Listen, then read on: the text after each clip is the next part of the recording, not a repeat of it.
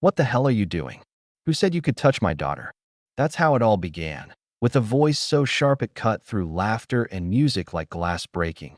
And in the middle of that chaos, there was Maya Williams, down on one knee with nothing more than a bubble wand in her hand, holding the fragile attention of a little girl who hadn't smiled in months. Emily Beckett wasn't screaming anymore. She was laughing, giggling even. And for that one fleeting moment, it felt like hope had crept back into the Beckett estate, until Richard Beckett stormed in like a storm you could hear before you saw it. His voice shook the walls, and then came the slap, sudden, brutal, the kind of sound that turns heads and drops glasses. Maya staggered, her cheek burning, her pride split wide open in front of a crowd too scared to breathe. She didn't cry, not then, but her silence screamed louder than anything in that room. And then came the cry, "Daddy," shrill and desperate. And for the first time in almost a year, Emily spoke a full sentence. "Don't hurt her. Don't send her away." The room shifted. You could feel it. All those eyes that had judged Maya now swinging back toward the billionaire who had just raised his hand against her. Emily clung to Maya, sobbing into her apron, begging her father to let her stay. Beckett froze, disbelief written all over him, then snatched his daughter away, ignoring her kicks, her pleas, and with that cold tone only a man like him could muster, he fired Maya on the spot. No argument, no chance to explain, just get your things and leave. Maya didn't fight. Years of swallowing her voice had taught her when to vanish, and so she walked away, humiliated, broken, but not beaten. That night the estate was heavy with silence. Emily's sobs tore through the nursery walls, louder than they had ever been, so relentless even the nanny couldn't contain them. She clutched a bubble wand Maya had left behind like it was a lifeline, whispering one word over and over, "Maya." Beckett stood at the window, arms crossed, jaw tight, the kind of man who could control everything but his daughter's grief. By morning he hadn't slept. He stared at that wand on his desk like it was a weapon pointed at his chest.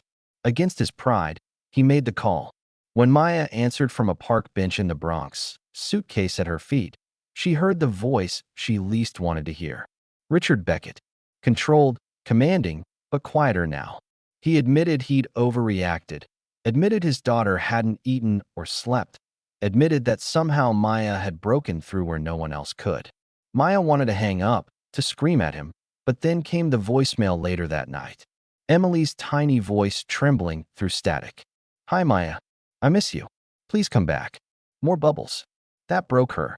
Not the slap, not the humiliation, but the sound of a child who finally felt safe and now felt abandoned. She wept, and for the first time in years she felt needed. She went back, but not for the man, not for the money, only for the girl. And she set her terms this time. Respect, boundaries, no more outbursts. To his credit, Beckett agreed. When Maya stepped back into that estate, the air was thick with unspoken apologies. Emily sat dimly in her room, clutching a rabbit, until she saw Maya in the doorway. Her little voice cracked. "I missed you." And in that moment the tension broke.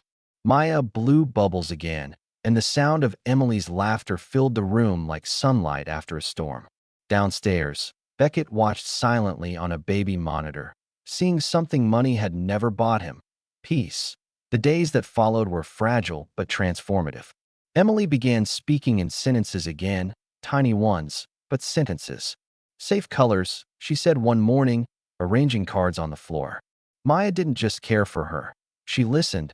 She noticed the patterns, the way light and rhythm calmed her, the way bubbles became therapy rather than play. She was more than a maid, and Beckett knew it. He gave her autonomy, space, pay she didn't ask for, even a legal contract. For the first time, he treated her not as staff, but as someone he trusted with his daughter's fragile voice. But just as hope bloomed, shadows crept back.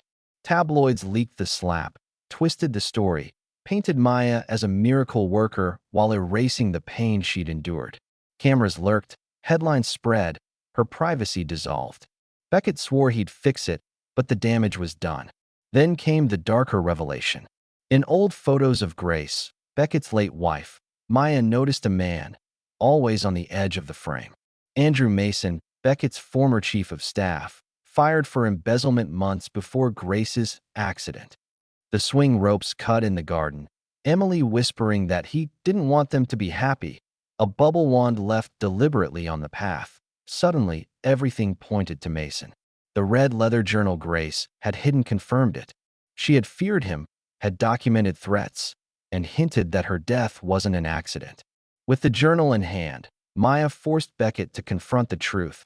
If they didn't speak out, Mason would always hold the power, so they did.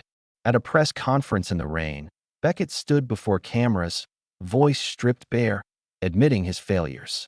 But it was Maya who stepped forward with the journal in her hands, her voice steady. I was hired as a maid, but I became a protector, and I refused to stay silent.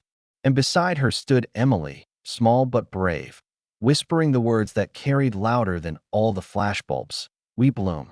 That whisper turned into something larger. A foundation, programs for children like Emily, art therapy studios where petals and bubbles became language, weighted lap pads and paintbrushes became bridges. Families began arriving. Children once silent giggling through soap orbs. Parents weeping as they saw their children speak in colors and whispers for the first time. Maya had never asked to lead this fight, but Grace's voice, Emily's laughter, and her own refusal to stay silent made her the heart of it all.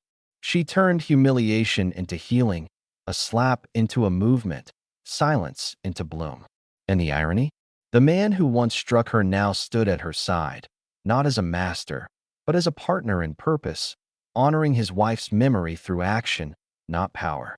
Yet even as the garden filled with daisies and children's voices, questions lingered. Mason was still out there, watching, waiting, his shadow never fully gone. The journal was powerful, but dangerous too. Justice had begun, but justice is never simple. And that's where I leave you, with a child's voice breaking silence, a father stripped of pride, a woman who found her power in the unlikeliest place, and a garden that bloomed with truth. What would you have done?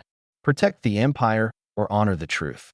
Comment below, because some stories don't end, they grow roots, and the question is whether we let them bloom or bury them. The press conference should have been the end of it, or at least that's what Maya told herself when she watched Richard Beckett stand before the cameras and admit his failures. The world loves a confession, right? It loves a powerful man humbling himself, a maid turned protector, a child who found her voice in soap bubbles and paint. For a moment, it even felt pure, like maybe truth had finally cracked the walls of the Beckett estate wide open. But truth has a way of spilling farther than you expect, and sometimes it soaks the ground until things buried start clawing their way up again. That night Maya couldn't sleep.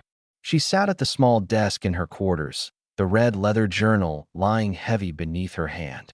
Grace's handwriting danced across the pages like whispers from the grave, warnings about Mason, notes about the embezzlement, even fears about Richard himself. The headlines outside framed it neatly: Miracle Child, Reformed Father, Courageous Maid. But the journal didn't read like a miracle. It read like a time bomb.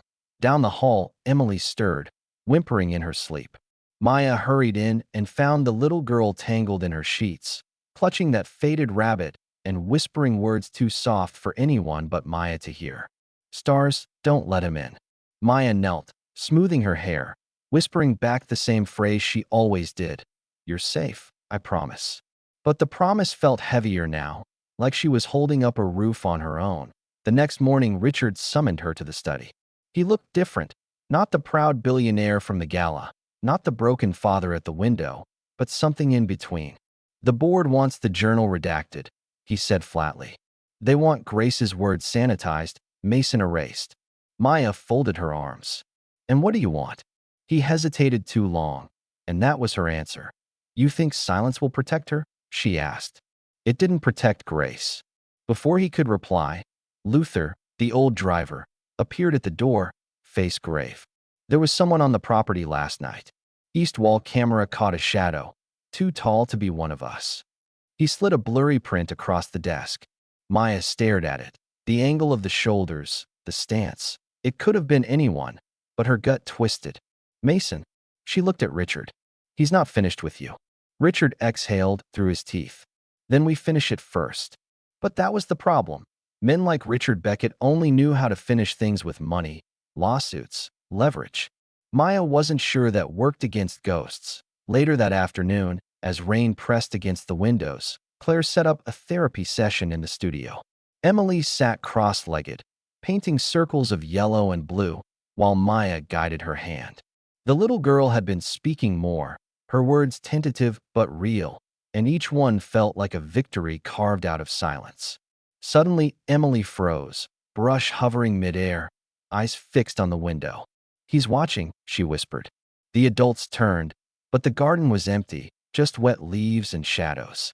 Still, Maya felt it, the prickling at the base of her neck, the instinct you can't explain away. That night, when the house was still, Maya slipped into the old greenhouse. The door creaked, air damp with mold and rust, glass panels shattered like broken teeth. And there on the floor, fresh boot prints, mud trailing to the window that faced Emily's swing. Her heart pounded, flashlight trembling in her grip. She knew it wasn't imagination anymore. The following day, Richard tried to distract himself with meetings, calls, damage control. But Maya couldn't. She found Claire in the hallway and pressed the truth into her hands. Photos of Mason in Grace's albums, pages from the red journal, the boot prints. Claire read in silence, then looked up, eyes wet. If this is real, Emily's not just a target. She's leverage. Maya nodded. That's why we can't wait for the board or the police or Richard's lawyers. We need to act. The twist came later that week, when a letter arrived at the estate addressed not to Richard, but to Maya. No return address, just her name scrawled across the envelope. Inside was a single photo. Emily in the garden, laughing under the swing, bubbles floating around her. On the back, 3 words in neat handwriting. "She is mine." Maya's blood ran cold. She stormed into the study, slamming the photo onto Richard's desk. "He's taunting us. He wants me to know he's close." Richard studied it, jaw tight. Then we tightened security. Guards on every corner. Maya shook her head. "He's already inside. Don't you get it? He doesn't want your company. He doesn't want your empire. He wants your daughter." For the first time, Richard's mask cracked. His eyes softened, his voice breaking. "And what if I can't protect her?" Maya stared at him, long and hard. "Then I will." The next hours blurred. Phone calls, alarms, a lockdown at the estate. Emily clung to Maya, trembling, whispering, "Don't go." Maya promised again, though each time the words felt thinner, stretched like glass about to shatter. And when night fell, thunder rolling across the city, Maya sat by the nursery window, flashlight on the sill, notebook in her lap, red journal tucked beneath her chair. She thought about Grace, her warnings, her courage, her silence. And she thought about Emily, her fragile laughter, her whispered truth. Somewhere out in the storm, Mason was waiting. She didn't know what his next move would be, but she knew this wasn't just about therapy or justice or reputation anymore. This was survival. She leaned down, kissed Emily's forehead, and whispered one final promise. "You will never be alone again." And as lightning split the sky, somewhere in the distance a shadow moved against the trees, watching, waiting.